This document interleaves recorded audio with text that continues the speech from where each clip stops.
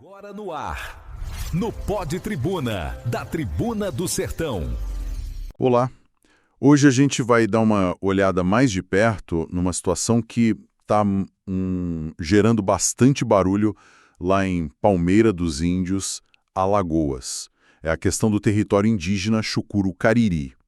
Tem vídeos circulando, notícias, e as versões são bem diferentes sobre o que está rolando por lá. Exatamente, parece que o conflito entrou numa fase nova, mas assim, ninguém parece concordar muito bem que fase é essa, né? Pois é um cenário bem complexo e com um histórico longo de disputas, pelo que sei. Sim, muito longo. E essa divergência agora sobre o status atual do processo, se está no começo, se está acabando, se está no meio, isso bota mais tensão ainda, né?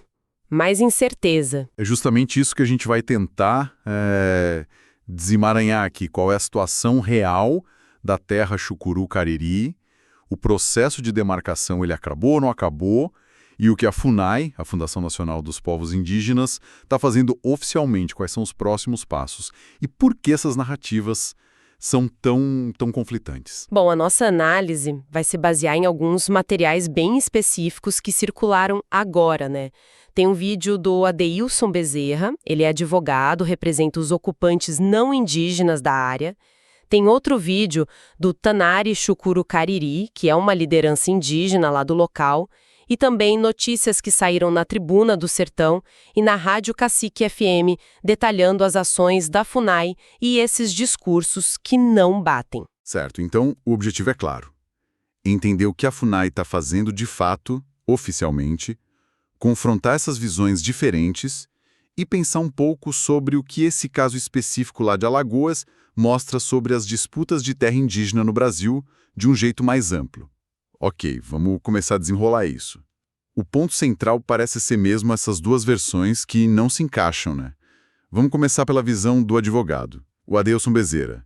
O que ele diz? Ele gravou um vídeo, né? Ele gravou um vídeo afirmando que conseguiu, da FUNAI, via Lei de Acesso à Informação, a papelada toda do processo de demarcação, incluindo o mapa da área, e ele anuncia que está formando uma comissão, juntando lideranças locais, produtores rurais, a parte jurídica. Para quê? Para entrar com medidas na justiça. A meta, segundo ele, é garantir a todos os proprietários a tranquilidade necessária. E ele parece bem confiante, fala que é possível reverter na justiça o que está acontecendo. E o que me chama a atenção aí é a estratégia, sabe? Por um lado, o Bezerra orienta os ocupantes a receberem os técnicos da FUNAI, diz para ser de forma cordial e urbana. Ele reconhece que os técnicos estão lá cumprindo uma decisão judicial para fazer o que ele chama de ato demarcatório. Certo. Mas, ao mesmo tempo, ele meio que diminui a importância disso, né? Chama de só mais um procedimento que a legislação prevê. E já está organizando a briga jurídica para contestar tudo. É uma abordagem dupla, né? Exatamente. É tipo cumprir a ordem ali no contato direto, mas lutar contra ela no tribunal. Sim, essa dualidade é bem clara. Ele até botou os documentos que recebeu nos stories do Instagram, né?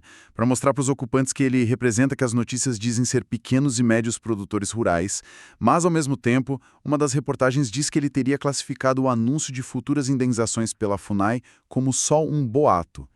Isso parece contra a formalidade toda que a própria FUNAI está tentando dar ao processo, né? Pois é, essa tática de chamar a indenização de boato pode ser uma forma de plantar dúvida entre os ocupantes, né? Talvez para manter o pessoal mobilizado para a via judicial, para diminuir a credibilidade da informação oficial da FUNAI e minimizar a fase atual, chamando de ato demarcatório, que ainda pode ser revertido, ajuda a fortalecer a ideia de que a luta não acabou, mesmo com os técnicos lá, com o amparo judicial.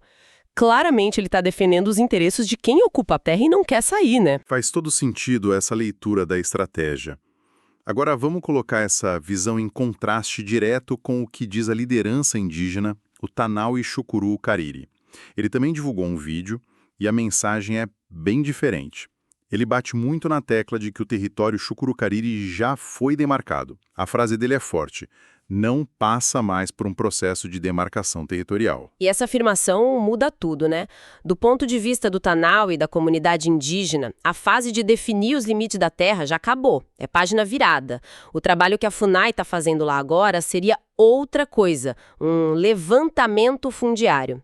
E aqui a diferença nos termos é crucial. Explica melhor essa diferença pra gente. Por que é tão importante se é ato demarcatório ou levantamento fundiário? Qual o peso disso? É fundamental, porque implica em estágios legais diferentes e consequências diferentes também. Chamar de ato demarcatório, como faz o Bizeira, sugere que a definição dos limites ainda está rolando, ou que pelo menos pode ser contestada na justiça.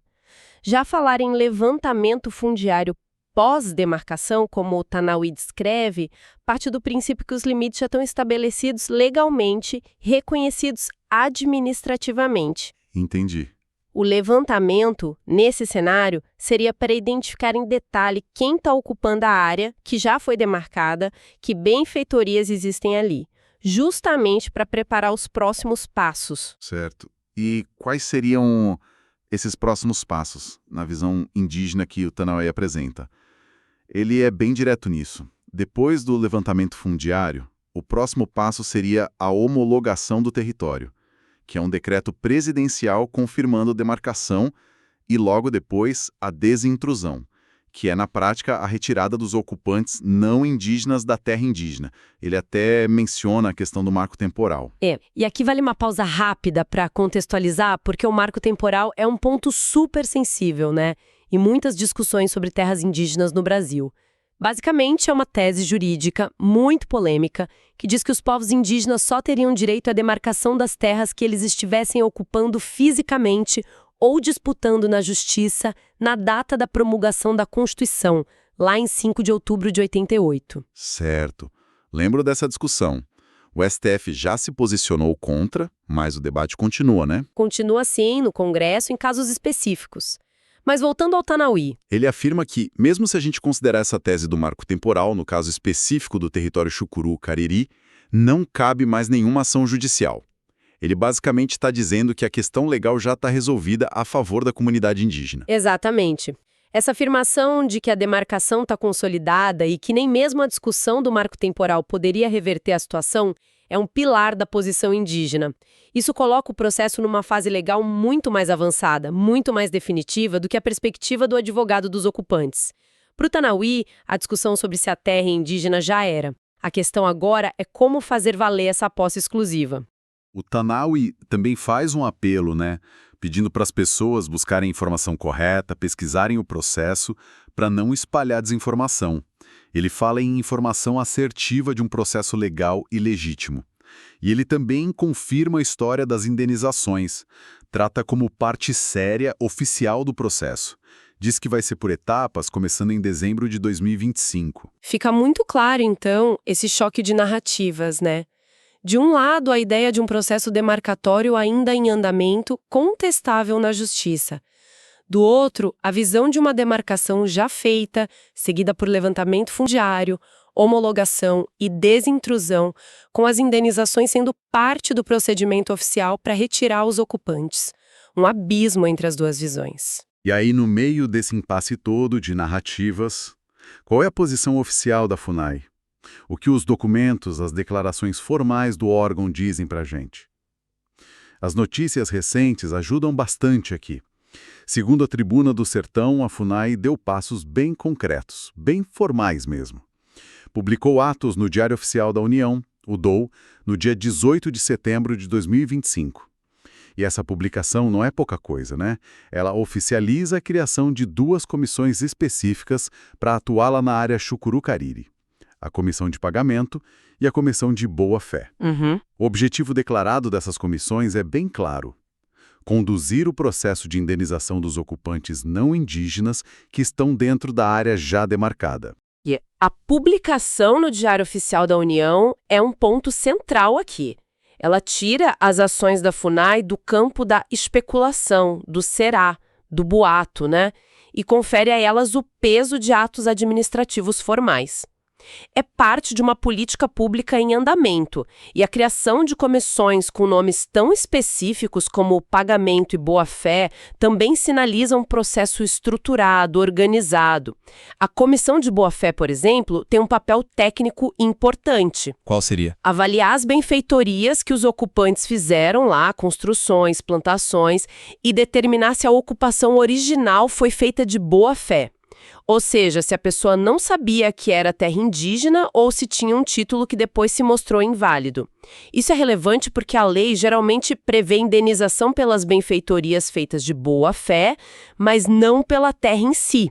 Entende? Porque a terra constitucionalmente é da União e de usufruto exclusivo dos indígenas. Entendi. Exatamente. A reportagem detalha que o público-alvo dessa indenização são agricultores, pequenos proprietários, famílias que, segundo consta, moram na região há décadas. A estimativa inicial é que quase 200 ocupantes sejam incluídos já numa primeira fase. E a metodologia planejada envolve avaliações individuais, buscando priorizar acordos voluntários para a desocupação. E aí a gente vê a conexão direta com o termo desintrusão que o Tanavi usou, né? O objetivo que a FUNAI declarou, segundo notícia, é justamente pacificar a questão fundiária, tentar evitar conflitos maiores e garantir que a área seja de fato desocupada para o uso das comunidades Chucuru-Cariri. Certo. A indenização pelas benfeitorias de boa-fé é um mecanismo legal que existe para tentar viabilizar essa desocupação de um jeito ordenado e que compense quem construiu a vida ali. Então, a ação oficial da FUNAI parece totalmente alinhada com a narrativa indígena. Demarcação é fato consumado, o foco agora na regularização final, que inclui a saída dos não indígenas. E para tirar qualquer dúvida, o coordenador regional da FUNAI foi até Brasília e confirmou oficialmente o andamento desses trâmites todos. Reforçou que está tudo amparado pela publicação no DOU e afastou de vez qualquer ideia de fake news. Inclusive, já tem até cronograma. A primeira etapa de pagamentos das indenizações deve ser concluída ainda em 2025.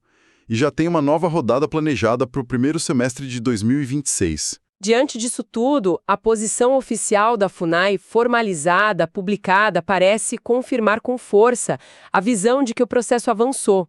Foi além da simples demarcação. Está na fase de operacionalizar a saída dos ocupantes não indígenas, usando a indenização. Trata a demarcação como uma etapa administrativamente já consolidada. Isso cria um contraste ainda maior com a narrativa que quer reverter na justiça um suposto ato demarcatório, né? Então, com essas peças todas no tabuleiro, as narrativas opostas, a posição oficial da FUNAI. Como a gente pode entender o quadro maior? Qual é o contexto dessa disputa que a torna tão emblemática? Fundamental lembrar que isso não começou agora, né? As fontes que a gente viu ressaltam que é um processo com anos de impasses e disputas. É um verdadeiro passivo histórico da luta indígena em Alagoas. Frequentemente, é descrita como uma das mais emblemáticas batalhas fundiárias do Estado. A gente está falando de décadas de mobilização indígena, processos administrativos, decisões judiciais, idas e vindas. Muita história acumulada. Muita história, muita expectativa e, claro, muitas vidas diretamente afetadas por essa definição do território. E aqui é onde a coisa fica realmente complexa, não é? O lado humano dessa história toda. De um lado, a gente tem a comunidade Chucuru-Cariri, lutando há gerações pelo reconhecimento e pela posse efetiva do território ancestral deles, um direito que está na Constituição. Do outro lado, como as próprias notícias mencionam, a gente tem famílias de agricultores, pequenos proprietários, que estão ali na região há décadas. Exato. Para essas famílias não indígenas, a perspectiva de ter que deixar suas casas, suas terras, seu meio de vida, mesmo que tenha uma compensação financeira pelas benfeitorias, é sem dúvida um processo muito doloroso, muito desafiador. Sem dúvida alguma. E é nesse cenário que os impactos potenciais se desdobram, como as fontes também apontam. Para a comunidade indígena, conseguir a posse exclusiva do território com a saída dos não indígenas representa a chance concreta de botar em prática seus projetos de vida, né? Suas políticas de desenvolvimento sustentável e valorização cultural, exercendo a autonomia deles. É a materialização de um direito fundamental. Equilibrar os interesses, como diz uma das fontes. Mas como fazer isso na prática? Como garantir o direito constitucional indígena, que é originário, que prevalece sobre outros títulos, e, ao mesmo tempo, lidar com a realidade social dessas famílias não indígenas que se estabeleceram ali, muitas vezes de boa fé ao longo de décadas, às vezes incentivadas ou toleradas pelo próprio Estado em outros momentos da história? É um nó difícil de desatar. Com certeza. A indenização é a ferramenta legal para tentar diminuir esse impacto, mas a execução é sempre muito delicada, né? Sempre sujeita a conflitos. E é por isso que as fontes sugerem que o jeito como esse processo for conduzido lá em Palmeira dos Índios pode ter repercussão nacional. Se der certo, com transparência e segurança jurídica para todo mundo envolvido, pode virar um modelo, uma referência para destravar outras situações parecidas pelo Brasil. Mas o contrário também é verdade, né? Um processo mal conduzido, com injustiças, com violência, pode piorar as tensões em outras áreas. Isso levanta uma questão importante sobre a capacidade do Estado brasileiro de gerenciar esses processos complexos de regularização fundiária e desintrusão de um jeito eficaz e justo, considerando as particularidades de cada caso. E no momento atual, o que a gente tem é um impasse claro, um conflito em aberto, como descreve uma manchete. De um lado, a comunidade Chucuru Cariri e a FUNAI agindo com base nos atos oficiais publicados no DOL, tocando o plano de indenização e desintrusão, partindo do pressuposto de que a demarcação está administrativamente finalizada. Do outro lado, os ocupantes não indígenas, representados pelo advogado Adeilson Bezerra, que, apesar de orientar o pessoal a receber bem os técnicos da FUNAI para cumprir a ordem judicial, estão se articulando para uma nova briga nos tribunais, tentando reverter o processo todo. Essa tensão entre o andamento administrativo formal, que parece bem encaminhado pela FUNAI, e essa contestação judicial anunciada pelos ocupantes é, sem dúvida, o ponto central da situação agora. Resta saber qual caminho vai prevalecer, né? E como essa dinâmica vai se resolver nos próximos meses, nos próximos anos. Bom, chegamos ao final da nossa análise de hoje sobre essa situação bem complexa do território Chucuru Cariri, lá em Palmeira dos Índios. Vamos só recapitular os pontos principais rapidinho?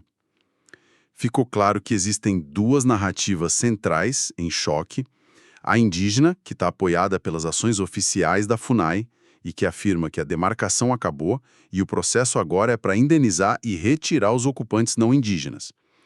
E a dos ocupantes, representados pelo Bezerra, que veem a fase atual como um procedimento que ainda dá para contestar e querem reverter tudo na justiça. E a gente viu como é crucial entender a diferença técnica e legal entre as etapas do processo demarcação administrativa, levantamento fundiário, homologação, desintrusão. E, igualmente importante, é reconhecer o peso da oficialização das ações da FUNAI via Diário Oficial da União. Isso dá legitimidade, dá um direcionamento para o processo administrativo e torna mais difícil sustentar a ideia de que nada está definido ou que tudo é só boato. Para encerrar, fica aqui uma reflexão.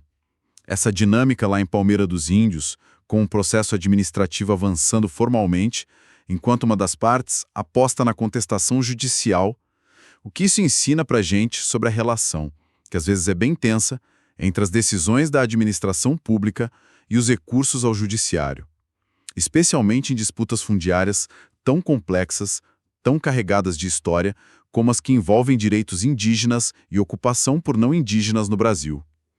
Será que o caminho administrativo pode de fato se impor e pacificar a questão, ou essa judicialização contínua vai ser inevitável? E pensando mais para frente, de que maneira o resultado final desse processo em Palmeira dos Índios, seja ele a efetivação da desintrusão, via indenização, seja um novo impasse judicial que se arrasta, poderá influenciar o jeito como o Estado brasileiro e a sociedade vão lidar com dezenas de outras situações parecidas espalhadas pelo país.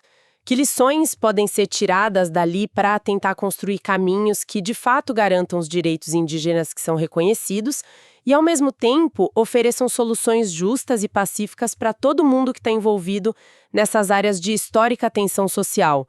São perguntas que ficam abertas, né? E a resposta vai ser construída nos próximos capítulos dessa história.